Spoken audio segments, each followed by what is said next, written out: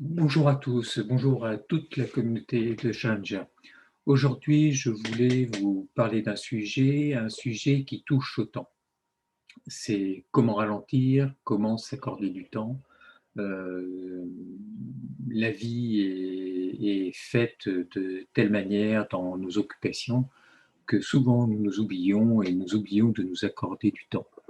Le temps, c'est un concept créé par l'homme pour appréhender le changement dans le monde. Il se dérobe lorsqu'on veut le saisir et se présente généreusement lorsqu'on s'oublie.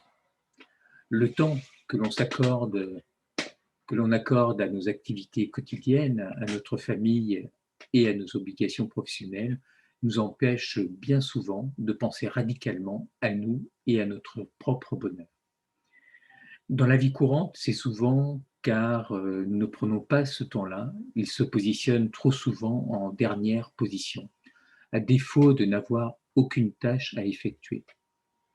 Il faut trouver une balance plaisir, contrainte quotidienne. S'accorder du temps, c'est essentiel à notre épanouissement intellectuel et spirituel. Si nous méditons sur la question du pourquoi dois-je prendre du temps pour moi, je n'en ai pas à dépenser pour de telles futilités, nous pouvons alors nous rendre compte de la difficulté qui se présente pour une action pourtant si simple, s'accorder du temps. C'est avant tout savoir lâcher prise, savoir dire stop à nos activités et oser le faire, même s'il ne s'agit pas forcément de corvées, ni de contraintes ou de tâches pénibles. Pour prendre du temps, il suffit de savoir lâcher son stylo, fermer son cahier, éteindre son ordinateur ou son smartphone. Il faut savoir s'isoler et se mettre à l'aise, se procurer un confort personnel.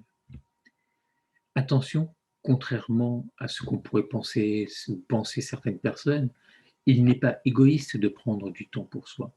C'est avant tout une démarche qui vise à satisfaire son mental et son propre corps pour tout le chemin parcouru jusque-là.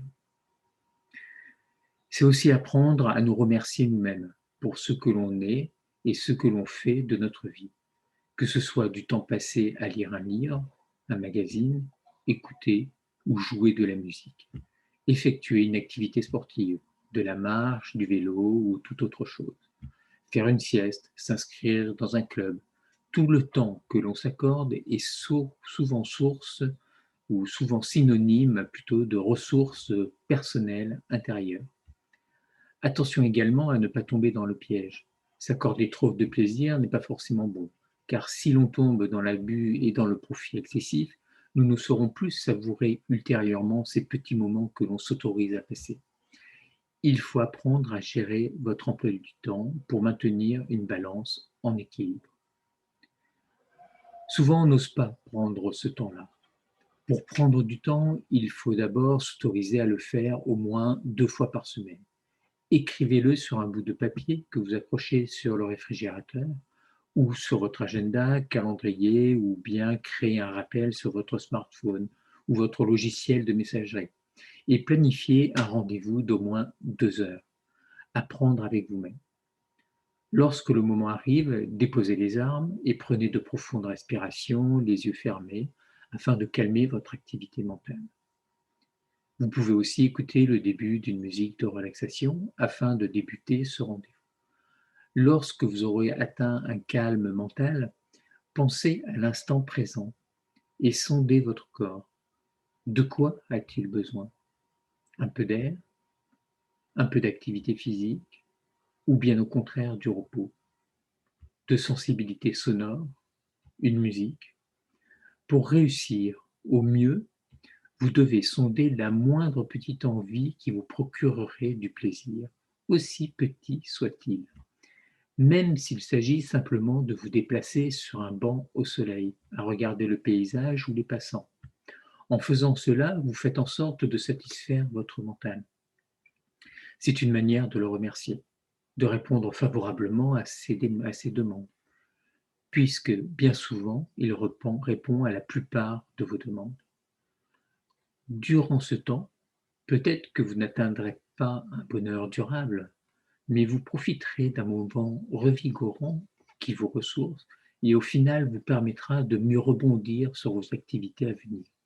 Vos idées seront plus claires, votre esprit ne sera ni encombré ni précipité par vos pensées habituelles, il sera lucide.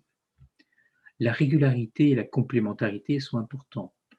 Et si vous décidez de vous accorder du temps régulièrement, vous vous apercevrez au bout de quelques semaines que votre quotidien sera moins difficile à gérer et votre enthousiasme amplifié. Vous trouverez plus de concentration dans ce que vous faites et vous apprendrez à établir un équilibre sain dans votre rapport activité-détente. Certes, il ne s'agit pas là d'un bonheur durable, jouissif, mais d'une technique qui vous permettra de réduire votre stress et votre anxiété. Dans un but spirituel, prendre du temps est en réalité complémentaire avec la méditation et la relaxation. Vous vous accordez ainsi du temps pour vous recentrer, vous recueillir dans votre temple intérieur, un lieu de confort et de sécurité, un endroit où vous êtes vous-même et où vos libertés sont infinies.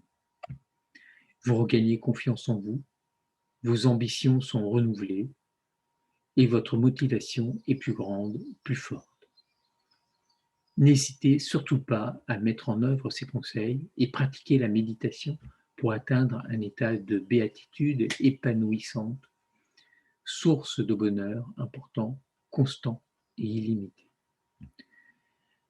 Voilà ce que je voulais vous dire aujourd'hui. Je vous souhaite une très belle journée. Vous pouvez laisser vos messages et vos commentaires en dessous, sous cette vidéo.